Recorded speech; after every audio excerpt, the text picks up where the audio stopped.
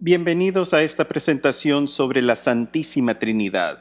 Empezamos con la oración que Cristo nos ha dejado. Padre nuestro que estás en el cielo, santificado sea tu nombre. Venga a nosotros tu reino. Hágase tu voluntad así en la tierra como en el cielo. Danos hoy nuestro pan de cada día y perdona nuestras ofensas como nosotros perdonamos a los que nos ofenden. Y no nos dejes caer en tentación, mas líbranos del mal. Amén. Nuestras oraciones y vida en el cristianismo empiezan bajo la señal de la cruz. Seguimos las instrucciones de Jesús al final del Evangelio de Mateo y profetizamos en el nombre del Padre y del Hijo y del Espíritu Santo. Con estas palabras somos iniciados dentro de la familia de Dios a través del sacramento del bautismo y somos adoptados dentro de un Dios que es en sí mismo una familia. El Padre amando al Hijo y el Hijo amando al Padre con tanta intensidad que su amor toma vida propia y se convierte en el Espíritu Santo. Este es el Dios trinitario que adoramos, que forma el misterio cumbre de la totalidad de la existencia y la propia eternidad. Proclamamos en el nombre del Padre y del Hijo y del Espíritu Santo. Decretamos en el nombre y no en los nombres, pues el Dios trinitario es uno solo con tres personas distintas, pero siempre uno. Es este misterio que supera nuestras capacidades humanas y por la cual 2 milenios del cristianismo no han podido descifrar en su totalidad. Es este misterio por el cual algunos se rinden ante la infinidad del Dios trinitario y en un acto de orgullo e ignorancia abandonan la revelación bíblica de la Trinidad para seguir teorías erróneas de un Dios unitario. El peligro de creencias como las que proponen los testigos de Jehová o los mormones que renuncian a la Trinidad es que en el proceso renuncian al Dios verdadero revelado en las palabras de las Sagradas Escrituras y por lo tanto el Dios que ellos adoran no es el Dios verdadero y por lo tanto están quebrando el primer mandamiento y adoran a un Dios falso. El que rechaza la Trinidad divina rechaza al Dios verdadero y único y en vez adora a un ídolo inferior creado por una mente humana limitada. Y de hecho, he aquí donde viene la importancia del concepto de la Trinidad en nuestro crecimiento hacia Dios. Debemos acercarnos a Él con suma humildad, pues este ser infinito, omnipresente, omnipotente, que siempre ha existido y siempre será, es más de lo que nuestras capacidades humanas limitadas pueden entender.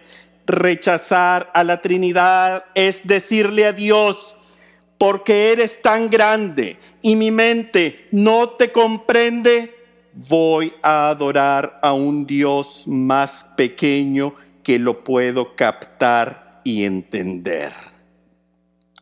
El error de rechazar la Trinidad es el pecado de los primeros padres. Es el pecado original que desea convertir del hombre a un Dios. Pues si el hombre llegara a entender a su Dios en su totalidad, este hombre sería igual a Dios y por lo tanto sería un Dios también. La serpiente le propuso a Eva: come de la fruta prohibida y te convertirás como Dios. Hoy, creencias herejes proponen rechazar la Trinidad y ofrecen un Dios racional que puede ser entendido por las limitaciones humanas. Este no es el Dios verdadero. Este es un Dios falso, creado por mentes orgullosas que desean hacer de Dios su objeto, que lo pueden analizar y desmenuzar, pero el momento que este Dios supere sus capacidades intelectuales, lo rechazan.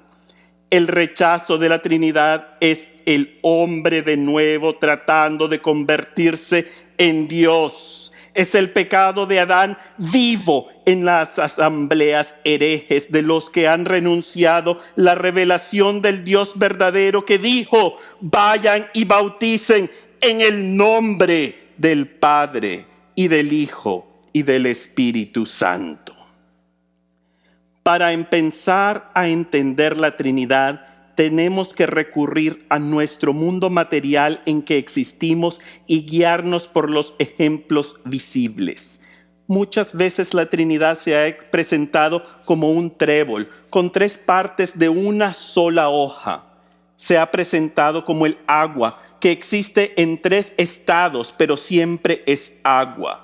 Se ha presentado como el fuego, que proporciona luz, calor y energía, pero es una sola cosa. Y hasta se ha presentado como la familia terrenal que engendra hijos a su semejanza. Sin embargo, todos estos ejemplos son sumamente limitados en ofrecer una perspectiva de 3 seres eternos, diferentes, unidos y de un solo acuerdo. Curiosamente, el siglo XX, con sus múltiples errores y derroche de vida humana, nos ha abierto la puerta para entender un poco más el misterio de la Trinidad, que es Dios.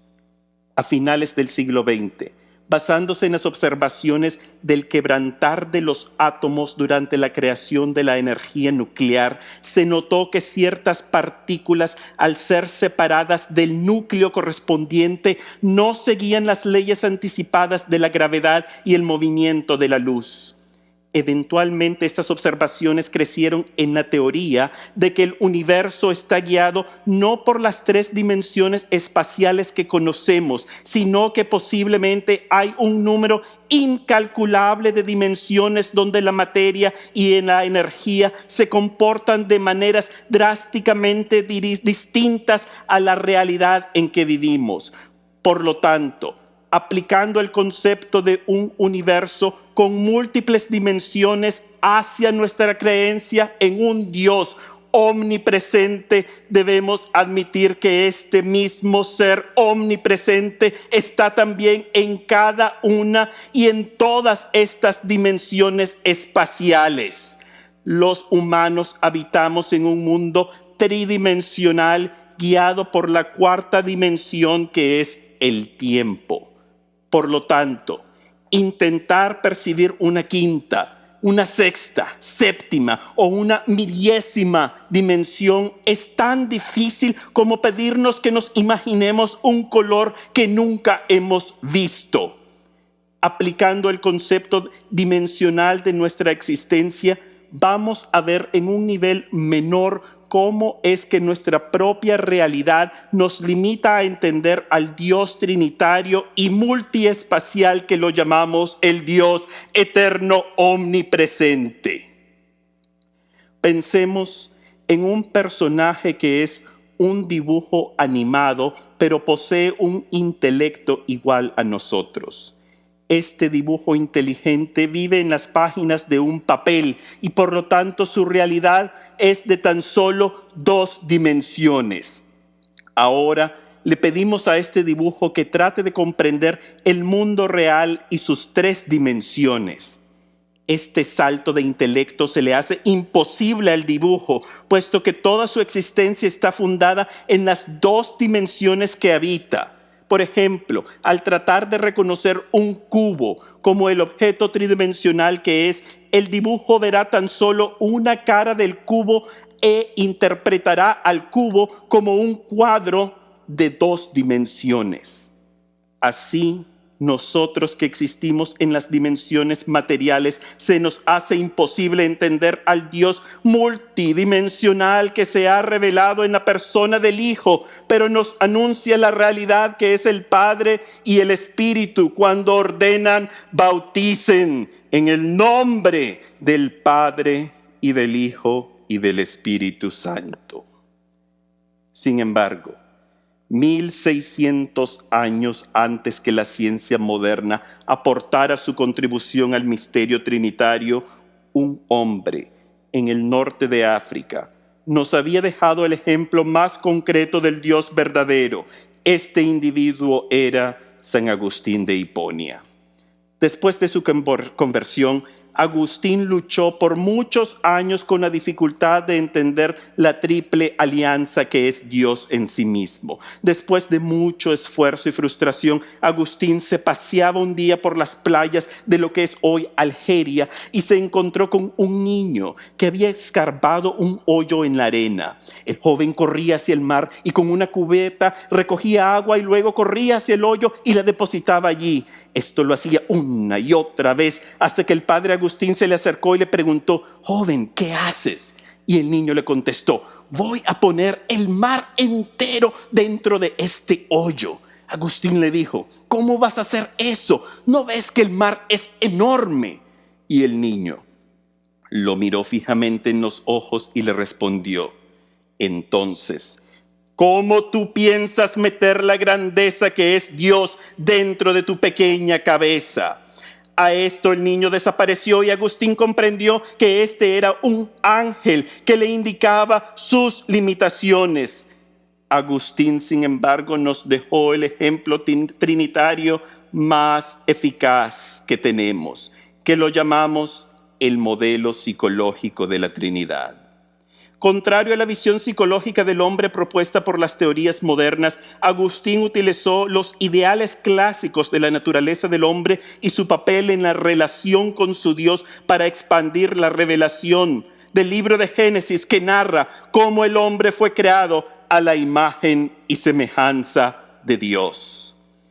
Esta imagen es una imagen de un Dios trinitario que se revela paulatinamente en las Sagradas Escrituras. En la versión de la creación de Génesis dice: hagamos al hombre a nuestra semejanza.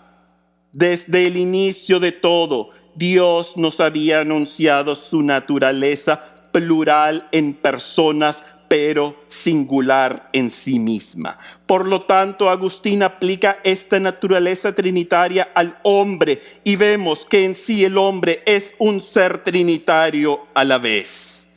Todo ser vivo contiene en sí mismo el aliento de vida, pero el hombre supera al resto de la creación al tener una voluntad propia formulada por la mente que despliega su voluntad a través de las acciones materiales de su cuerpo, que puede transmitir las ideas abstractas de su espíritu con el don de la palabra.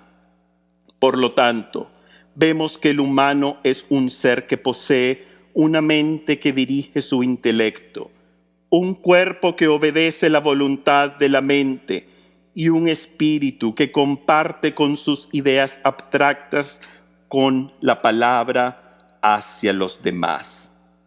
El hombre es, por lo tanto, el mejor icono para representar a la Trinidad, pues como el Padre ordena la creación del universo, la mente del hombre ordena sus acciones.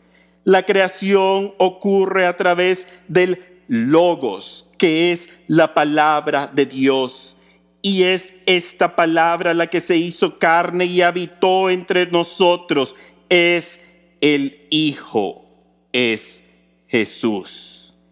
Así como el Hijo se hizo carne, así el cuerpo humano obedece la iniciativa de la mente y le proporciona una expresión material al pensamiento, actuando la voluntad de ella, como Cristo actuó la voluntad de su Padre. Y finalmente, la creación es dirigida y sostenida por el aliento de Dios, que es el Espíritu, que aleteaba sobre las aguas. y sopla vida en la creación. En el hombre, la transmisión de los conceptos abstractos originados en la mente ocurren en la transmisión del pensamiento en forma del aliento que acarrea las palabras que reflejan el pensamiento de la mente. Por lo tanto, el hombre es creado en la imagen y semejanza de la Trinidad. Y cuando el hombre ejerce su papel de sacerdote de Dios, predicando su palabra, es cuando más se acerca al modelo trinitario. Pues aquí la mente que desea propagar el amor de Dios ordena al cuerpo a ejercer acciones de caridad y en la prédica expande los pulmones para impulsar el aire que hace vibrar las cuerdas vocales que forman los sonidos que, como el Espíritu de Dios, transmitirán las palabras de vida que anuncian las buenas nuevas. Así Jesús ordena a sus discípulos predicar cuando después de su resurrección les dice: como el Padre me envió a mí, así los envío yo también. Dicho esto, sopló sobre ellos y les dijo: reciban el Espíritu Santo. Somos bautizados en el nombre del Padre y del Hijo y del Espíritu Santo, pues somos incorporados dentro del Dios Trinitario en cuya imagen fuimos diseñados. Por lo tanto, el cristiano, tú eres el mejor ejemplo de la propia Trinidad. Sin embargo, aún este dramático ejemplo del padre Agustín usando al hombre como el modelo trinitario no captura la esencia del Dios divino y también carece de la plenitud de ésta. Por lo tanto, aquí es donde nos tenemos que rendir y suspender nuestras limitaciones humanas y abrirnos con fe a la revelación trinitaria presentada en la totalidad de las Sagradas Escrituras. Génesis anunció la triple dimensión de Dios desde sus primeras palabras. Dios existía en el principio. Su espíritu aleteaba sobre las aguas y su voz causa que la creación exista. Esta voz de Dios, el Logos, el Verbo, tomaría forma material en Jesús, y Juan en su evangelio se une a las palabras de Génesis para enfatizar esto cuando dice: en el principio era el Verbo, y el Verbo estaba ante Dios, y el Verbo era Dios. La creación es ordenada en una cosmología hebrea en tres niveles: los cielos, las tierras y las aguas de la profundidad, en referencia a este Dios trinitario cuyo templo original es el universo propio. Esta triple dimensión para exaltar y representar a Dios se despliega en las páginas del Testamento judío. El arca de Noé contenía 3 niveles, pues era un templo flotante donde la creación es preservada. La tienda del encuentro de Moisés y luego el templo de Salomón estaban divididas en 3 secciones recordando los 3 niveles representantes de Dios. Isaías contempla la visión del trono de Dios y el coro celestial de ángeles que grita sin cesar: Santo, Santo, Santo, en alabanza al Dios triuno.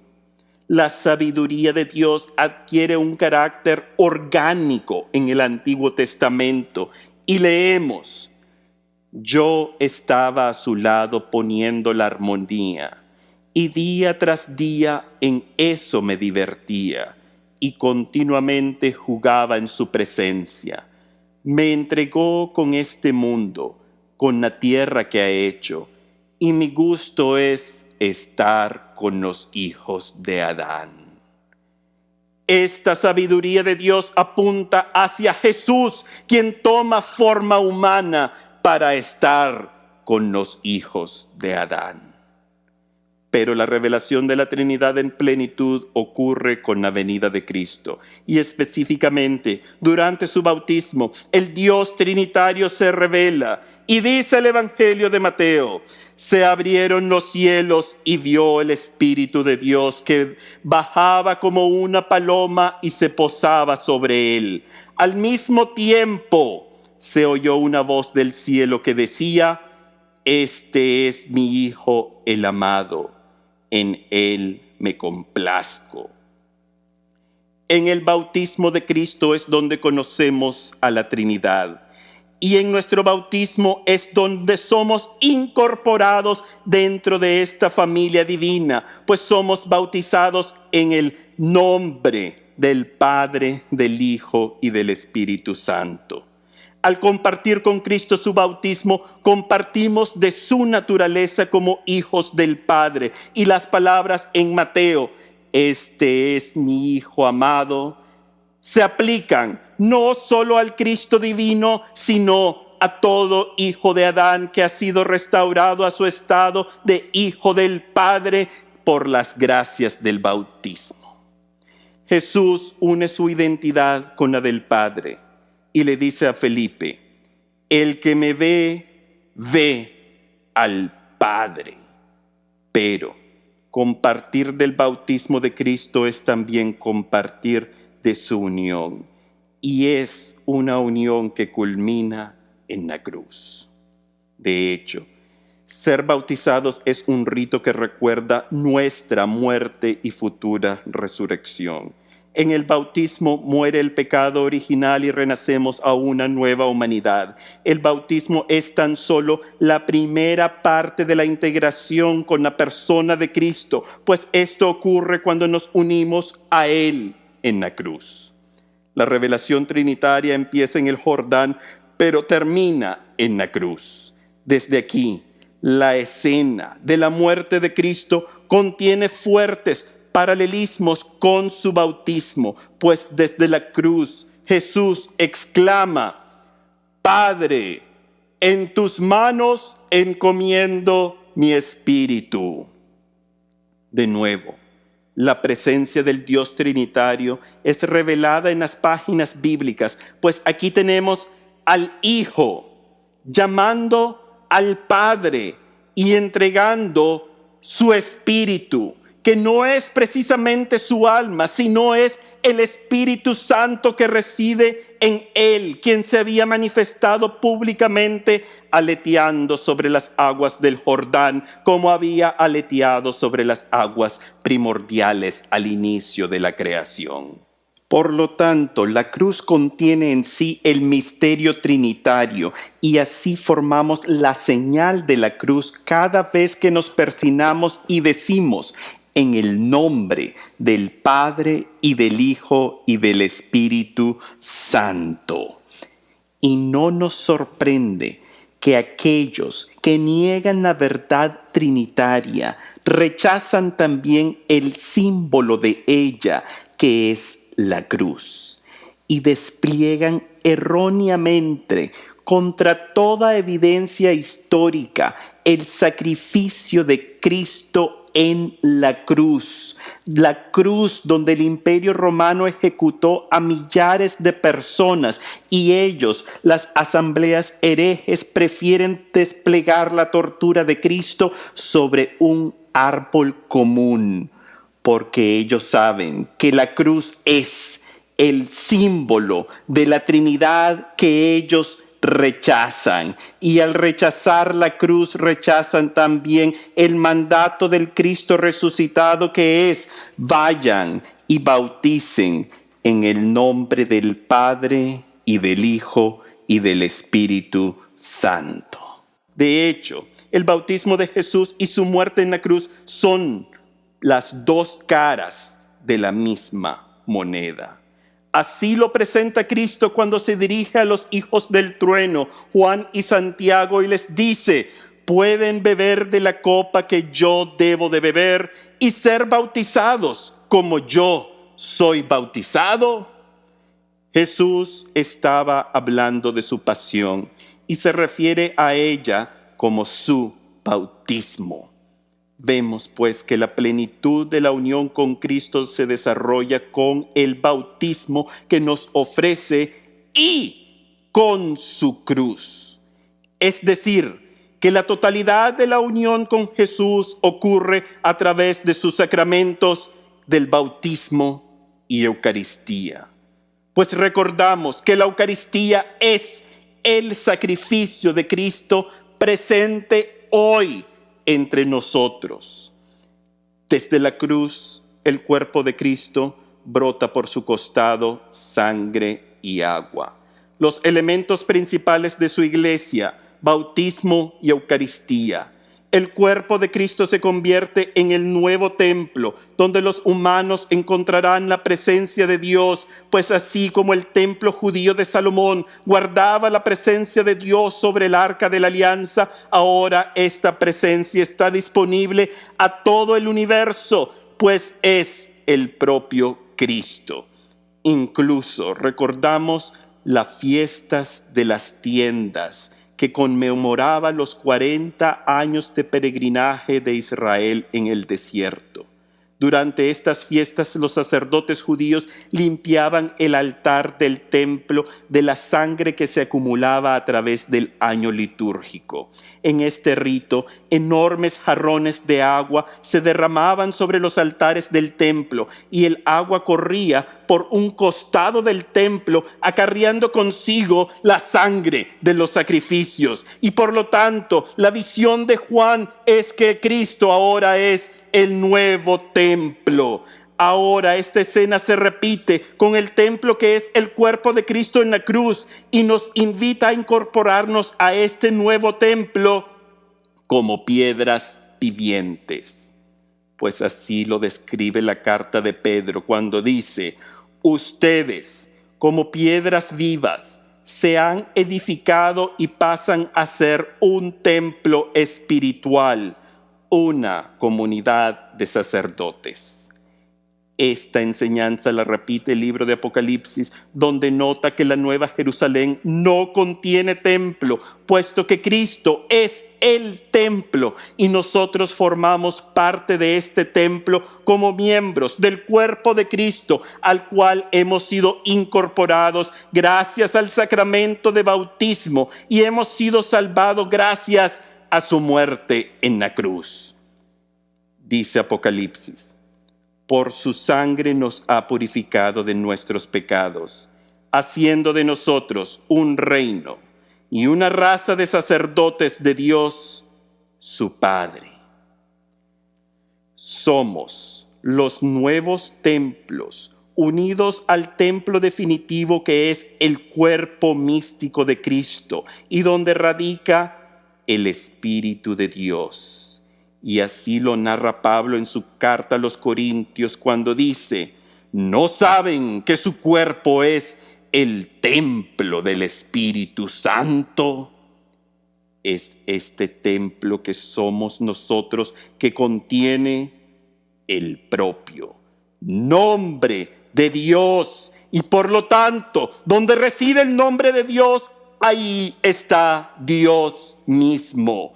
Apocalipsis anuncia: al vencedor lo pondré como columna en el templo de mi Dios, de donde nadie lo sacará. Grabaré en él el nombre de mi Dios. Y el nombre de Dios con el cual hemos sido grabados es el nombre que nos une al bautismo de Cristo y a la Trinidad. Es el nombre del Padre y del Hijo y del Espíritu Santo. La cruz y el bautismo son, por lo tanto, la incorporación dentro de la familia de Dios y son, por lo tanto, los medios donde nos convertimos en parte del templo místico y son los elementos que causan esencialmente la divinización de la humanidad, pues somos incorporados dentro del cuerpo de Cristo. Somos incorporados dentro de la misma Trinidad. Ser cristiano, por lo tanto, es ser un icono vivo del mismo Cristo, donde nuestro ser es un templo que guarda al Espíritu y honra el nombre de nuestro Padre Celestial. Así, suspendemos voluntariamente nuestras limitaciones intelectuales terrestres para escuchar con el corazón de la fe la revelación del Dios trinitario que se despliega en los libros sagrados, que culmina con la teofanía del bautismo de Jesús y es expresada en los eventos de la cruz.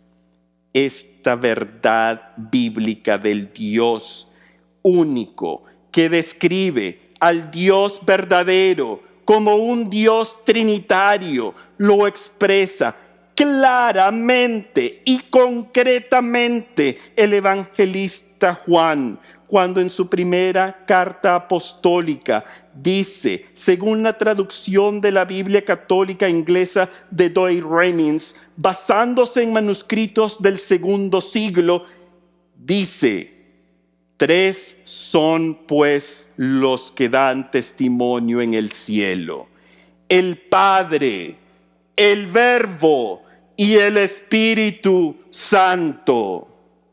Y estos 3 son uno. No existe modelo terrestre adecuado para representar la totalidad del misterio trinitario. Nuestras mentes no son capaces de comprender al Dios omnipotente, omnipresente. Si fuera así, este Dios sería igual que nosotros y este Dios sería un Dios falso. Por lo tanto, nos refugiamos en la revelación divina que es la palabra de Dios, la Santa Biblia.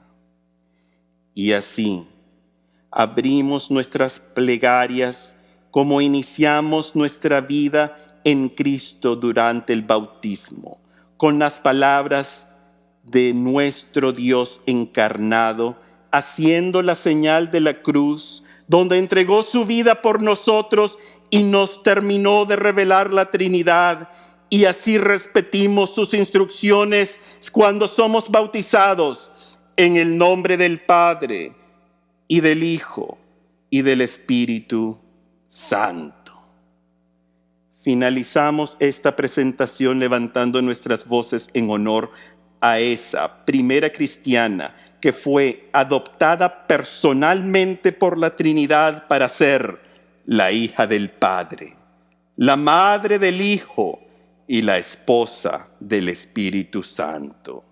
Dios te salve María, llena eres de gracia. El Señor está contigo. Bendita tú eres entre todas las mujeres y bendito es el fruto de tu vientre, Jesús. Santa María, Madre de Dios, ruega por nosotros pecadores, ahora y en la hora de nuestra muerte. Amén.